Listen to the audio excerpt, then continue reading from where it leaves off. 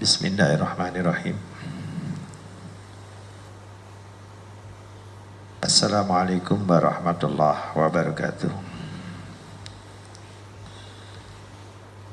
Innal hamdalillah bi ni'matillah wala haula wala quwwata illa billahil aliyyil azim. A'udzu billahi minasyaitonir rajim. Rabbi shrah li sadri wa yassir li amri wahlul 'uqdatam min lisani yafqahu qawli. Shadaqallahul azim. Sebagaimana yang telah disampaikan baginda Nabi besar Muhammad Rasulullah sallallahu alaihi wasallam, talabul ilmi faridatun ilal hamdi ilallahdi, bahwa kewajiban setiap manusia untuk menuntut ilmu mulai sejak lahir hingga ke liang lahat. Artinya bahwa batasan-batasan ilmu ini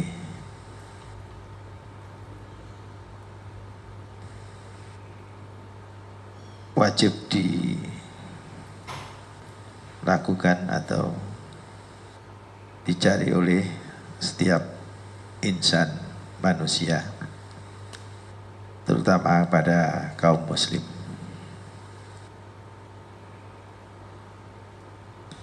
Wa samaituhu ta'limul muta'allim tariqat ta'allam.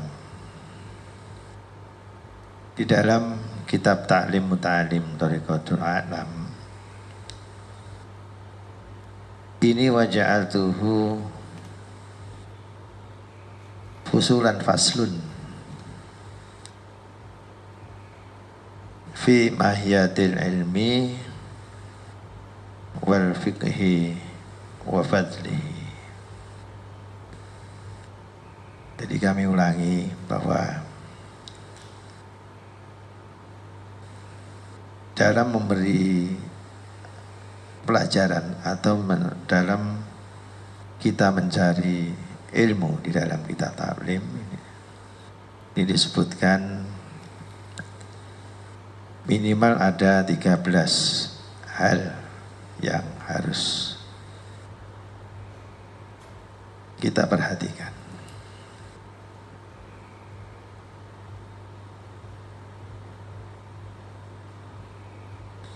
Yang pertama adalah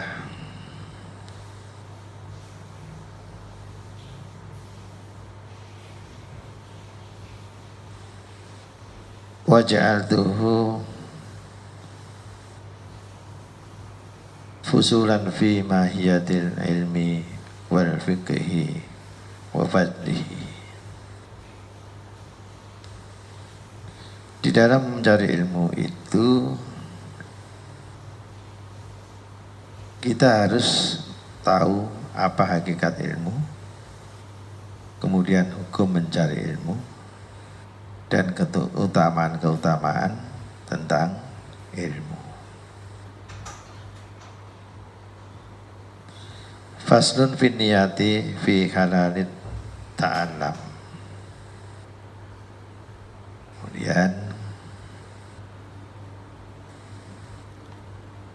innama a'maluhu binniyat. Kita ini mencari ilmu itu harus diawali dari dasar niat kita.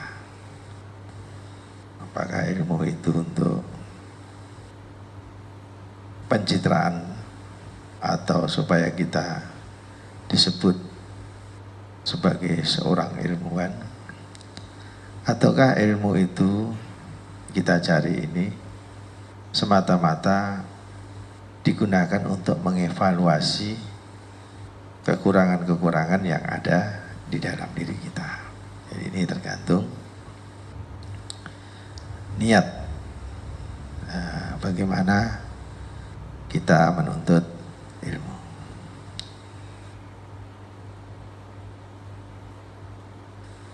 Kemudian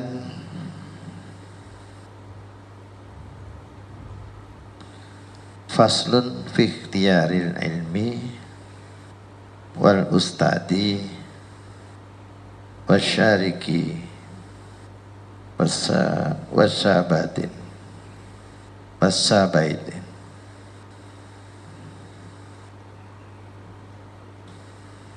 Kemudian kita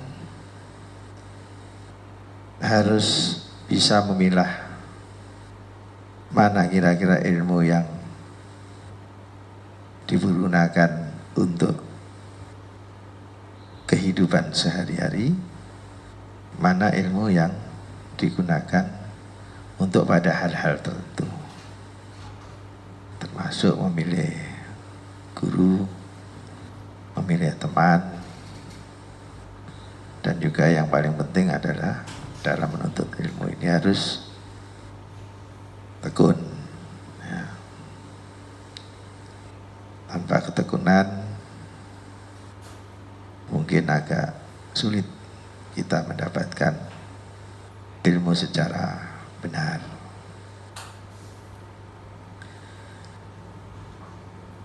Contoh kecil ketika kita sudah memiliki ilmu dengan tidak mengenal ilmu. Misalnya kisah sehari-hari, ya ini menyangkut hukum fikih. Ada satu pertanyaan, bagaimana ketika kita ini belanja satu makanan, entah di toko, entah di pasar, atau di pinggir-pinggir jalan ya. Mungkin kita mau beli buah misalnya. Sudah menjadi kebiasaan di kalangan pedagang. Biasanya kita ditawari untuk mencicipi makanan itu. Harapannya sang pedagang supaya kita membeli buah yang dijual oleh mereka. Bagaimana hukumnya ketika kita sudah mencicipi kemudian tidak jadi membeli? Ini kalau kita tanpa mengenal ilmu, salah satunya soal muamalah, mungkin kita tidak seberapa paham apakah makanan yang kita cicipi ini hukumnya halal atau subhan atau haram. Di dalam kaidah hukum fikih itu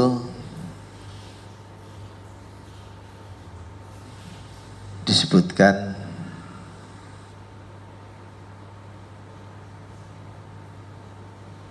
ayya maksula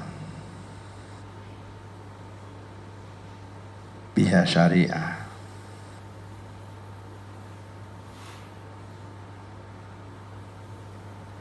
bahwa al-adat bihikmah. Jadi adat itu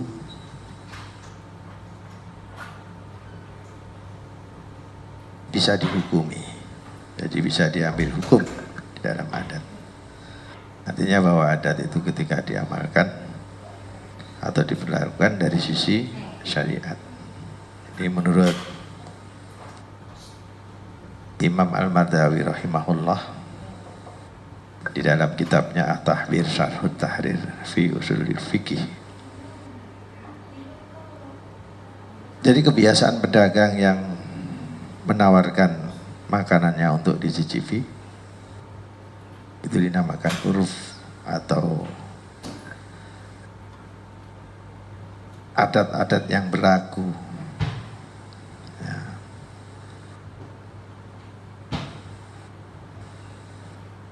Ada dua pendapat para ulama, diperbolehkan mencicipi dengan syarat-syarat tertentu.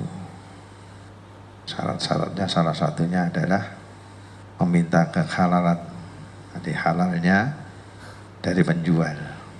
Ya. Kedua, bahwa mencicipi ini, kalau di dalam Syarhul Qawaidul Fiqhiyah, ini untuk menjaga kepercayaan antara pedagang sama penjual, pembeli, ya, pedagang sama pembeli. Mungkin pedagang ingin memberikan kepercayaan kepada pembeli bahwa buah yang dijual ini betul-betul manis, misalnya rambutan manis, jeruknya manis, namun pembeli mungkin masih ragu-ragu apa betul manis, maka dia cicipi, dia rasakan. Namun ada juga hal-hal tertentu ini hukumnya haram atau tidak boleh. Misalnya kita membeli buah mangga di supermarket. Nah, di situ ditulisi oleh supermarket, ya manajemen supermarket, bahwa mencicipi berarti membeli. Nah, kalau kita memaksa untuk mencicipi, sementara sudah ada peraturan atau ketentuan, kita tetap maksa seperti itu, maka hukumnya menjadi haram. Ya. Termasuk ada hal-hal yang tidak mungkin untuk dicicipi. Misalnya mencicipi bakso.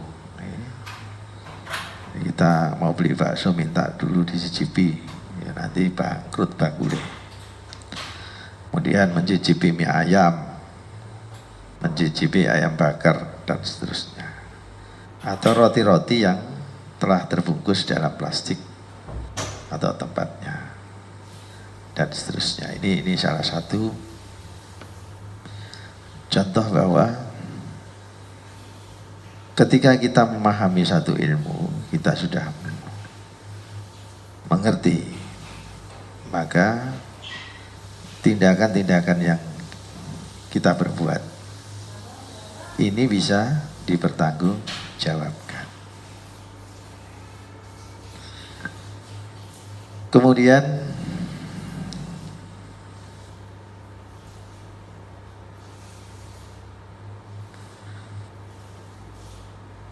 faslun fi ta'dimil ilmi wa ahlihi.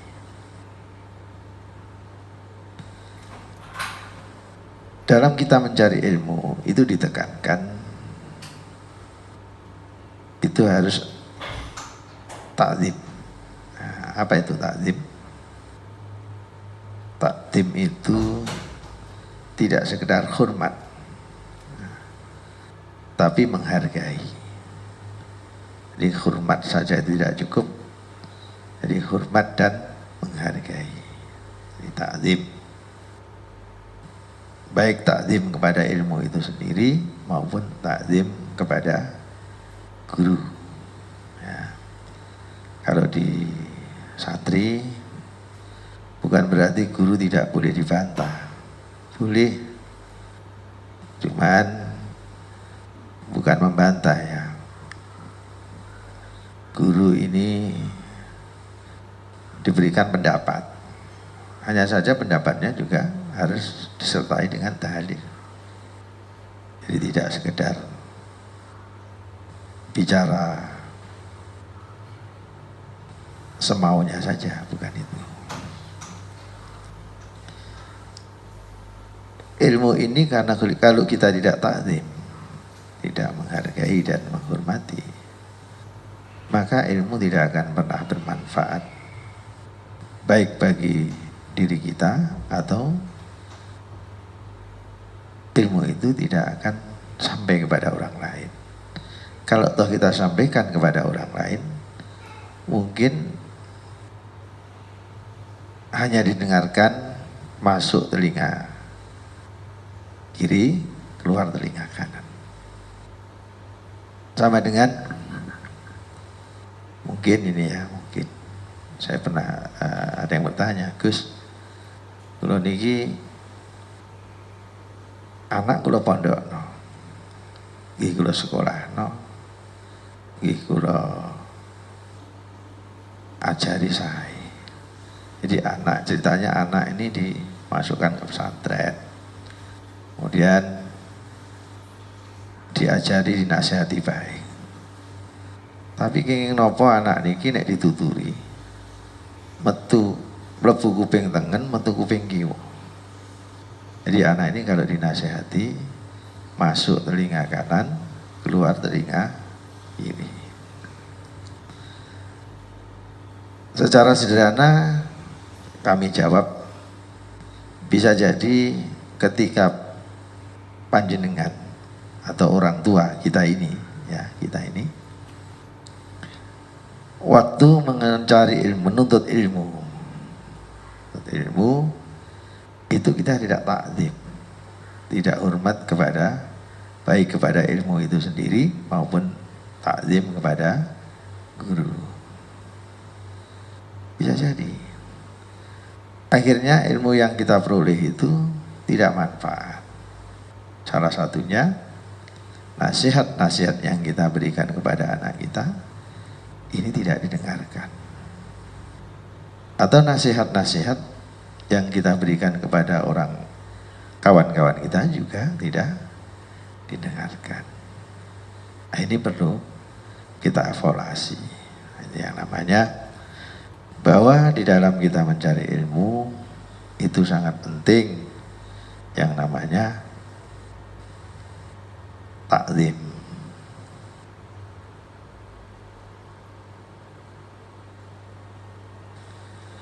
Faslun fil jiddi wal muadzabah wal himmah.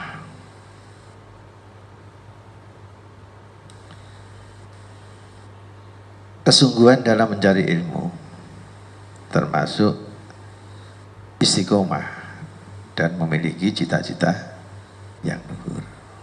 Ya. Jadi ketika kita itu menuntut ilmu apa saja, baik ilmu pengetahuan umum maupun ilmu agama. Ya, semua ilmu itu baik, tergantung ilmu ini kita gunakan untuk apa? Apakah ilmu ini kita gunakan untuk hal-hal yang manfaat atau hal-hal yang membawa mudarat? Ya, sama dengan handphone ya. Handphone itu kan baik, tergantung di tangan kita. Apakah kita gunakan untuk hal yang negatif atau yang positif, itu tergantung pada diri kita. Makanya di Jepang, ya di Jepang itu ada aturan. Ketika seorang anak datang ke toko handphone, dia beli handphone, itu ditanya sama penjaga toko, usia kamu berapa? Usianya di bawah 10 tahun misalnya. Kemudian dia beli handphone yang kelasnya itu kelas untuk orang dewasa. Tidak boleh. Tidak boleh. Karena orang Jepang tahu bahwa anak-anak usia 10 tahun itu tidak perlu handphone yang canggih-canggih. Tapi mungkin karena sekarang ini sedang musimnya COVID-19, mau tidak mau setiap anak ini harus berhubungan dengan handphone karena pelajarannya ini daring dalam jaringan atau berbasis online. Ini juga jadi problem nantinya, jadi problem. Itulah sebagian dari tata cara bagaimana kita menuntut satu ilmu. Ya. Karena ilmu ini sangat penting bagi kita, terutama di dalam ilmu-ilmu agama yang ilmu-ilmu dasar. Ya. Jadi ini kita taklim nanti kami akan sampaikan ilmu-ilmu dasar, bukan ilmu yang tinggi-tinggi. Ya. Ilmu dasar itu contoh kecil tadi. Bagaimana kita ketika membeli buah, hukumnya mencicipi boleh atau tidak. Ya.